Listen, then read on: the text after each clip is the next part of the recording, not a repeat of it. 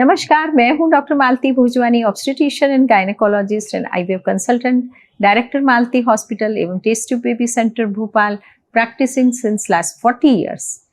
जब भी दंपति के सामने कभी कभी कुछ दुखद स्थिति पैदा हो जाती है, जैसे कि उनके 2 बच्चे हो गए हैं, उन्होंने नसबंदी का ऑपरेशन करवा लिया है और फिर सडनली एक दिन 40 वर्ष की उम्र के बाद समझो कि उसके बच्चे का कोई रोड एक्सीडेंट में मृत्यु हो चुकी है, तो बड़ी दुविधा में हो जाते हैं और वो कभी कभी डॉक्टर के पास इनफर्टिलिटी क्लिनिक में आ जाते हैं और ये रिक्वेस्ट करते हैं कि डॉक्टर हमारा नसबंदी का ऑपरेशन आप खोल दीजिए ताकि हम फिर से संतान प्राप्ति कर सके। तो आज हम इसके बारे में चर्चा करेंगे कि ब्लॉक ट्यूब्स हैं। ब्लॉक ट्यूब्स बहुत सारे कारणों होती है, बीमारियों से भी हो जाती है और नसबंदी के कारण भी होती है। तो हमें ब्लॉक ट्यूब्स का खोलने का ऑपरेशन करना चाहिए या फिर हमें आईवीएफ अपनाना चाहिए। इन दोनों में से हम कैसे चयन करें कि हमारे लिए क्या उपयुक्त है, तो आज हम इसके बारे में चर्चा करेंगे। ब्लॉक ट्यूब्स जो यंग एज में होते हैं, शुरुआत में जब भी महिला गर्भधारण की कोशिश करती है और उसके HSC में जब ब्लॉक ट्यूब्स डायग्नोस होते हैं तो डेफिनेटली उसके मन में ये आता है कि मेरे ट्यूब्स ब्लॉक्ड हैं और प्रेगनेंसी तो हासिल हो नहीं सकती है, तो डॉक्टर हम ऑपरेशन कराए बिना ही हम आईवीएफ का उपचार क्यों ना करवा ले। तो यहाँ समझने वाली बात है कि इस वाली जो ब्लॉक ट्यूब्स है उसमें डॉक्टर्स को ये समझना बहुत जरूरी रहता है कि आईवीएफ के पहले यदि हम आईवीएफ का उपचार भी अपनाना चाहते हैं तो हमें आईवीएफ के पहले लैप्रोस्कोपी करके, हिस्ट्रोस्कोपी करके ये पता करना बहुत ज़रूरी रहता है कि ये ब्लॉक ट्यूब होने का कारण क्या है। ब्लॉक ट्यूब्स बहुत सारे कारणों से होती है, जैसे ट्यूबरक्लोसिस होता है, क्लाइमेडिया इन्फेक्शन होता है, हाइड्रोसल्पिंग्स होता है, कभी फाइब्रॉइड ट्यूमर्स होते हैं, एंडोमेट्रियोसिस होते हैं या कभी कभी एडेशंस होते हैं।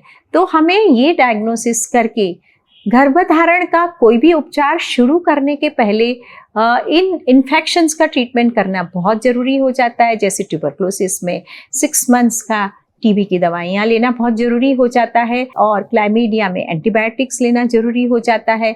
यदि हाइड्रोसल्पिंग्स हैं तो उसे डीलिंक करना पड़ता है, तभी हमारा गर्भधारण का जो ट्रीटमेंट है वो सफल हो सकता है।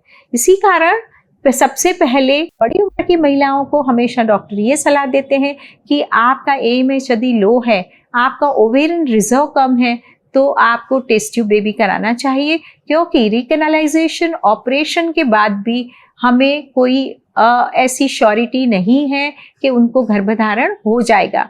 अभी कम उम्र की महिलाओं में यदि ओवरी की कंडीशन अच्छी है, AMH अच्छा है, बाकी कोई फैक्टर्स इनफर्टिलिटी के नहीं है, तो उन केसेस में जरूर से लैप्रोस्कोपी करके, रिकैनालाइजेशन करके उनकी ट्यूब्स खोलने की कोशिश करनी चाहिए, क्योंकि लैप्रोस्कोपी एक सस्ता साधन है, सस्ता उपाय है। इस प्रोसीजर के दौरान हम बहुत सारी बातों का डायग्नोसिस करके उसका ट्रीटमेंट करते हैं, ट्यूब्स की पोजीशन को ठीक करते हैं और यदि ट्यूब बंद है तो उसको रिकैनालाइज करके ओपन कर दिया जाता है।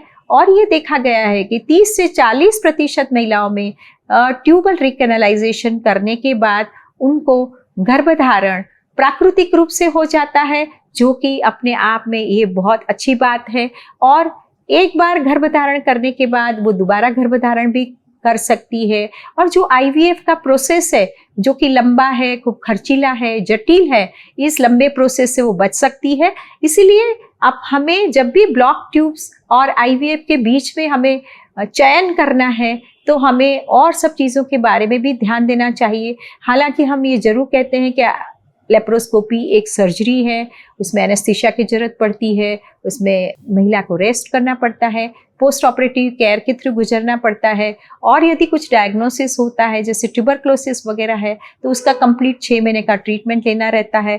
यदि हाइड्रोसल्पिंग्स होता है तो डॉक्टर्स उसको ट्यूब को, उस हाइड्रोसल्पिंग्स वाले पार्ट को निकाल देते हैं, तो उससे हमारी आईवीएफ का जो सक्सेस रेट है वो बढ़ जाता है।